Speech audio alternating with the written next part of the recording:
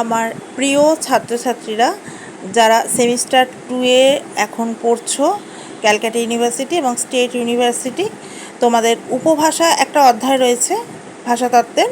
তো আজকে তোমাদের সেই উপভাষার মধ্যে বরেন্দ্রী উপভাষার উপর আমি একটা তোমাদের সাহায্যের জন্য একটু বলছি, ঠিক আছে? তো এটা তোমরা শুনে নাও যে বরেন্দ্রী উপভাষা কাকে বলে, এই উপভাষা প্রচলিত অঞ্চলগুলির নাম লেখো এবং এই উপভাষার ভাষাতাত্ত্বিক বৈশিষ্ট্যগুলি আলোচনা করো। এবার ভাষাতাত্ত্বিক বৈশিষ্ট্য যখনই বলবে, আমি আগেও বলেছি যে ধ্বনিতাত্ত্বিক বৈশিষ্ট্য এবং রূপতাত্ত্বিক বৈশিষ্ট্য দুটোই লিখতে হবে।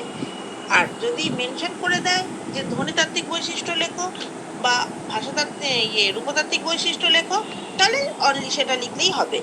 এবার যদি টোটাল ভাষাতাত্ত্বিক বৈশিষ্ট্য বলে, তাহলে তোমার কি করতে হবে, দুটোতেই 3টে কি 4টে করে পয়েন্ট লিখতে হবে।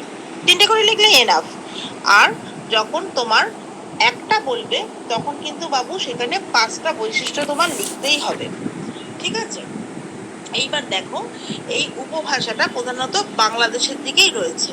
বঙ্গালী উপভাষার যে যে জায়গাগুলো, এরও খানিক সেরকমই রয়েছে। পশ্চিমবঙ্গের মধ্যে রয়েছে মালদহ, দিনাজপুর, উত্তরবঙ্গের কিছু কিছু অংশ। আর মেনলি রয়েছে তোমার রাজশাহী, বগুড়া, পাবনা, যেগুলো বাংলাদেশের মধ্যে অবস্থিত, ঠিক আছে? এইবারে এখানে একটা যে প্রশ্নটা খুব আসে, শর্ট প্রশ্নেও আসে, গম্ভীরা গান কোন উপভাষা অঞ্চলে দেখা যায়? এটা অ্যাকচুয়ালি মালদার একটা আঞ্চলিক অনুষ্ঠানে গাওয়া হয়, ওটা লোকাল প্রোগ্রাম বলতে পারো, গম্ভীরা গান। আর মালদা যেহেতু, তাহলে মালদায় কোন ভাষা উপভাষা প্রচলিত আছে? লোকাল ভাষা, মানে হচ্ছে বরেন্দ্রী উপভাষা। তাহলে অ্যান্সারটা কি হবে না, বরেন্দ্রী উপভাষা অঞ্চলে বা বরেন্দ্রী উপভাষা অঞ্চল ভিত্তিক মালদা অঞ্চলে এই গম্ভীরা গান প্রচলিত আছে। বোঝা গেল? এইবার দেখো এর রূপতাত্ত্বিক বৈশিষ্ট্যগুলি বা ধ্বনিতাত্ত্বিক বৈশিষ্ট্যগুলি। ধ্বনিতাত্ত্বিক বৈশিষ্ট্যের মধ্যে আছে স্বরবর্ণের উচ্চারণ। এখানে স, দন্তের স এবং তালিবাস স এরকম হয়, ভিন্ন হয়। কিছু উচ্চারণ যেমন দন্তের স, তালিবাস স উচ্চারণগুলো একটু অন্যরকম হয়। আর ব্যাকরণের পার্থক্য দেখা যায়, কে বা ক বিভক্তি বিশেষ করে ব্যবহৃত হয়, যেটা আমাদের প্রমিত ব্যাকরণে দেখা যায় না, মানে সঠিক ব্যাকরণ উচ্চারণে দেখা যায় না, যেহেতু অঞ্চল ভিত্তিক নিজস্বতা কিছু থাকবেই। আর পূর্ববঙ্গের একটা ভাষার প্রভাব আছে, যেহেতু এটা বাংলাদেশের দিকে রয়েছে, তাই জন্য এটাকে আরো আকর্ষণীয় করে তুলেছে এই ভাষাগুলো। আচ্ছা, রাঢ়ী উপভাষার সাথে একটা মিল রয়েছে।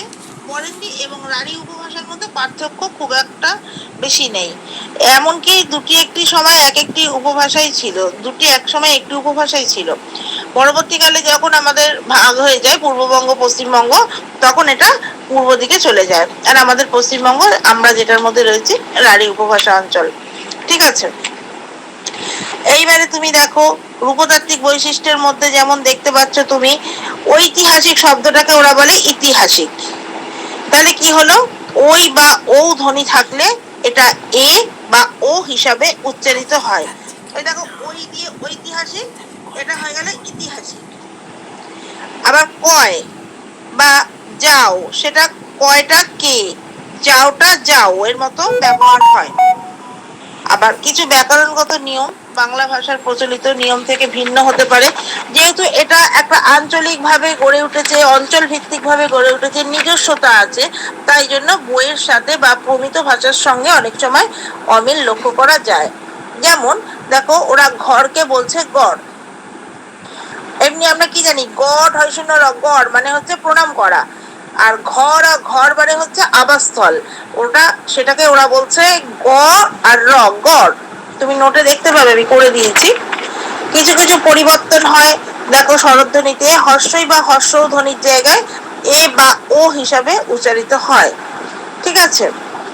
এবার এইরকম ভাবে শব্দ গঠনে ভিন্নতা দেখা যায়, বিভক্তির ব্যবহার, অনুষঙ্গের ব্যবহার ইত্যাদি ক্ষেত্রেও কিছু মানে কি বলবো ডিফারেন্ট লক্ষ্য করা যায়, যার জন্য এটা উপভাষা না। উপভাষা তো উপভাষা, ভাষার টোটাল ভাষা নয়, ভাষা থেকে নিজস্বভাবে গড়ে উঠেছে উপভাষা, ঠিক আছে? তুমি নোটটা দেখো, যদি কোনো জায়গায় তোমার ডাউট হয় আমাকে জানাবে, ওকে? তো স্টুডেন্ট, তোমাদেরকে বলছি বা যে দেখছো তাকে বলছি, এই রকমভাবে আরও ক্লিয়ারভাবে অ্যান্সার বুঝিয়ে দিয়ে যদি নোট পেতে চাও তাহলে আমাদের উত্তরণ পরিবারের সদস্য হয়ে যাও এবং এই চ্যানেলটিকে সাবস্ক্রাইব এবং লাইক করে দিও এরকম ভিডিও পাওয়ার জন্য। Thank you.